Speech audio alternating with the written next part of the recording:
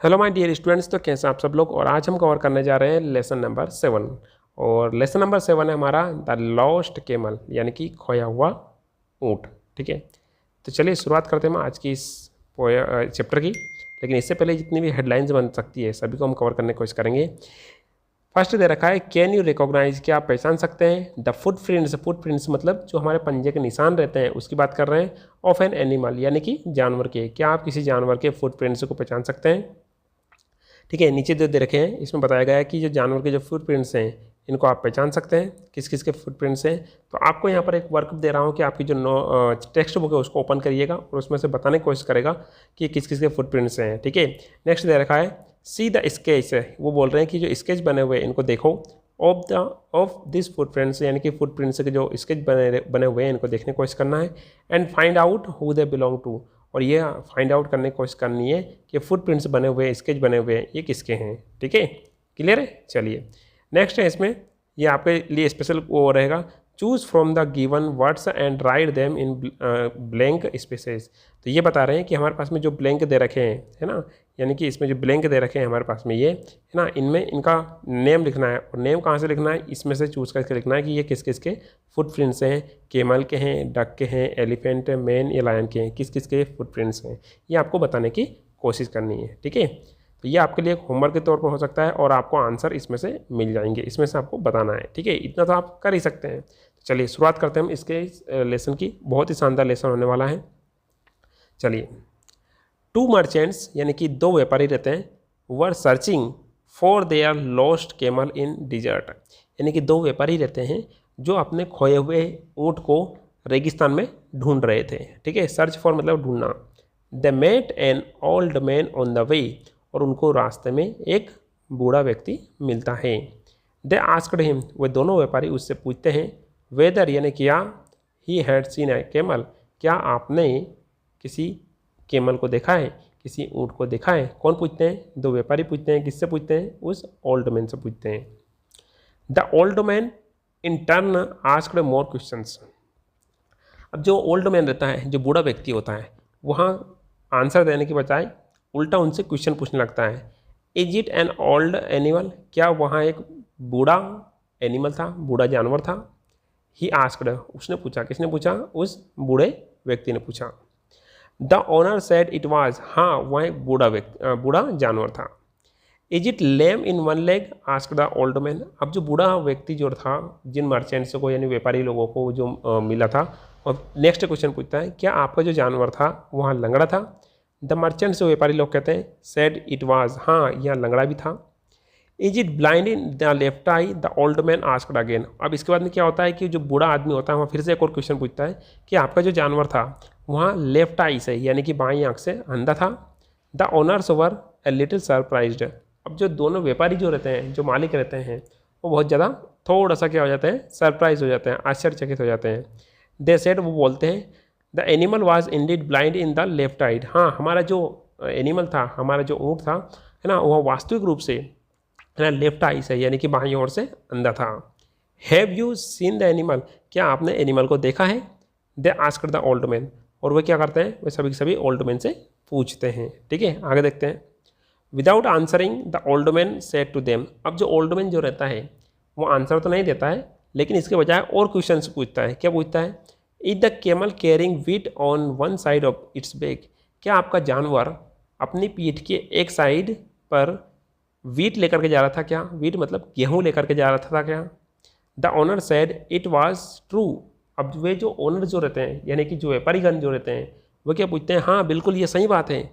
No they were sure. अब वे जो व्यापारी गण जो रहते हैं पूरी तरीके से सुनिश्चित हो जाते हैं दैट कि the old man had seen the animal.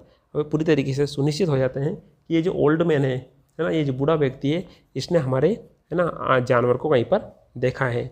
And perhaps taken the goods, और मेरे ख्याल से इसने जो उसके ऊपर जो सामान रखा हुआ है उसको इसने ले लिया है। ठीक है, द ओल्ड मैन कंटिन्यूड, और इसके बावजूद जो ओल्ड मैन जो रहता है वहाँ बोलता रहता है, क्या बोलता है, agent the old camel Honey on other side, क्या जो केमल था उसके दूसरी ओर पर हनी रखी हुई थी। हनी मतलब जो शहद रहती है वो रखी हुई थी। द ऑनर्स काट hold of the old man and asked him angrily.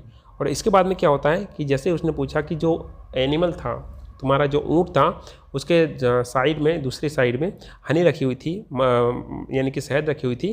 तो जो ओनर्स जो रहते हैं, है ना, ओनर्स मतलब जो मालिक जो रहते हैं, दोनों ओनर्स जो ऊँट को ढूंढ रहे थे, वे ओल्ड मैन को पकड़ लेते हैं एंड आस्क्ड हिम एंग्रीली, और उससे गुस्से से पूछते हैं, have you stolen the goods, क्या तुमने उसके हमारे जो एनिमल के ऊपर जो गुड्स रखे हुए थे, गुड्स मतलब सामान रखे हुए थे, उनको चुरा लिया है, एंड किल्ड द एनिमल, और हमारे जानवर को मार दिया है। ठीक है, I have not even seen the animals said the old man calmly. अब जो ओल्ड मैन था, जो क्वेश्चन पूछ रहा था, वो केवल ये बोलता है कि मैंने तुम्हारे जानवर को नहीं देखा है ना, और वह बहुत ही शांति से कहता है। द मर्चेंट्स आस्क्ड हिम, और इसके बाद में जो मर्चेंट्स रहते हैं वो उससे पूछते हैं, do you think we are fools to believe your story, क्या तुम्हें ऐसा लगता है कि हम तुम्हारी स्टोरी में विश्वास करेंगे? हम क्या इतने मूर्ख हैं, है ना, कि हमें तुम मूर्ख समझते हो कि तुम जो भी बोल रहे हो, है ना, हमारी यानी कि जो तुमने हमें बताया है वो तो हमारे ऊँट के बारे में सही है, लेकिन इसके बावजूद भी तुम हमें मूर्ख समझते हो कि हम तुम्हारी स्टोरी में विश्वास करेंगे, क्योंकि हमने जो क्वेश्चन पूछा था वो तो सही सही जवाब दिया। इसका मतलब ये कि तुमने हमारा जो एनिमल्स हैं वो चुराया है, और हो सकता है उसका सामान निकाल लिए और उसको मार दिया हो। And they dragged him to the Khalifa's court, और जो मालिक जो रहते हैं, ड्रैग्ड मीन्स होता है घसीट कर ले जाना, है ना, उसको खलीफा के कोर्ट में ले जाते हैं। अब यह खलीफा क्या होता है, ध्यान सुनना, ये स्टोरी जो है कहाँ से, सऊदी अरबिया से है, क्योंकि वहीं पर ही ना इस तरह के लोग पाए जाते हैं। देखो आपने पहना होगा, इनका पहनावा से देख करके आप इनको पहचान सकते हैं। ठीक है, दूसरा जो खलीफा होता है, यानी कि पहले अपने यहाँ पर क्या चलते थे, राजा रहता था, राजा के दरबार में ले जाया जाता था। ठीक है, वहाँ पर क्या चलता है, आज भी खलीफा चलता है। ठीक है, जो किंग होता है उसको अपन खलीफा बोल सकते हैं।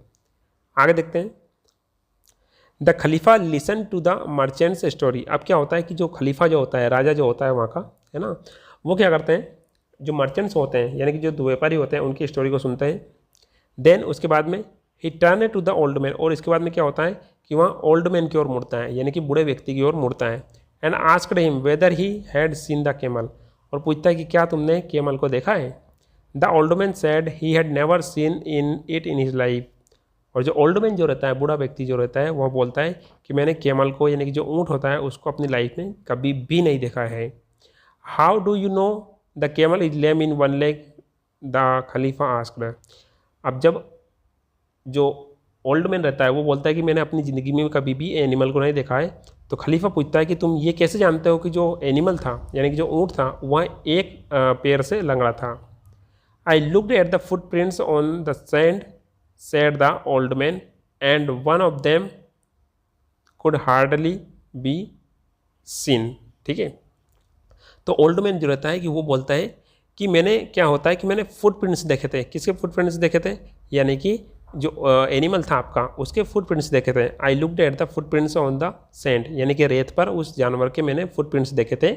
और and one of them could hardly be seen, और उसके जो चिन्ह थे, यानी कि एक एनिमल को 4 पैर होते हैं, ऊँट को 4 पैर होते हैं, तो इससे मुझे पता लग रहा था कि उसका जो एक पैर था उसको हार्डली बी सीन, उसको बहुत ही कम मात्रा में दिखाया जा सकता था, यानी कि उसके चिन्ह नहीं बन पा रहे थे।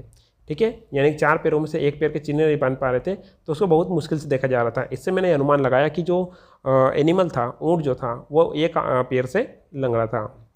The Khalifa smiled and asked why the old man thought the camel was blind in one eye.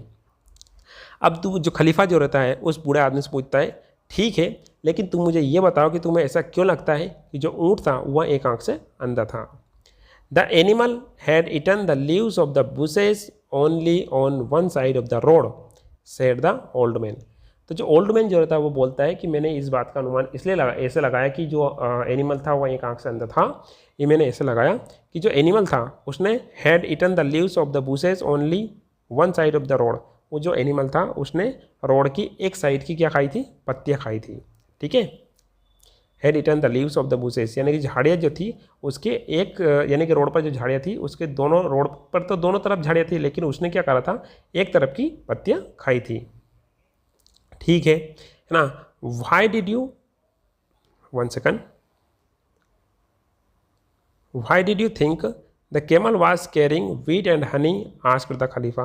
अब खलीफा जो रहता है, यानी कि जो राजा रहता है, वो पूछता है कि तुम्हें ऐसा क्यों लगता है कि जो केमल था, है ना, केमल था वह एक तरफ वीट यानी कि गेहूँ और दूसरी तरफ हनी लेकर के जा रहा था। हनी मतलब शहद लेकर के जा रहा था।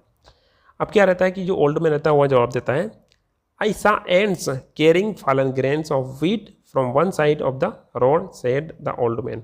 वो बोलता है कि मैंने है ना रोड के एक साइड पर है ना किनको देखा, फॉलन ग्रेन्स ऑफ वीट यानी कि जो वीट के जो दाने जो रहते हैं उनको बिखरते हुए यानी कि पड़े हुए देखा, जिनको जो एंड सिर थी यानी कि चींटी जो थी वो लेकर के जा रही थी। यानी कि दोनों ओर अनाज के दाने नहीं थे, एक और थे और वो भी बिखरे हुए थे जिनको चींटी लेकर के जा रही थी।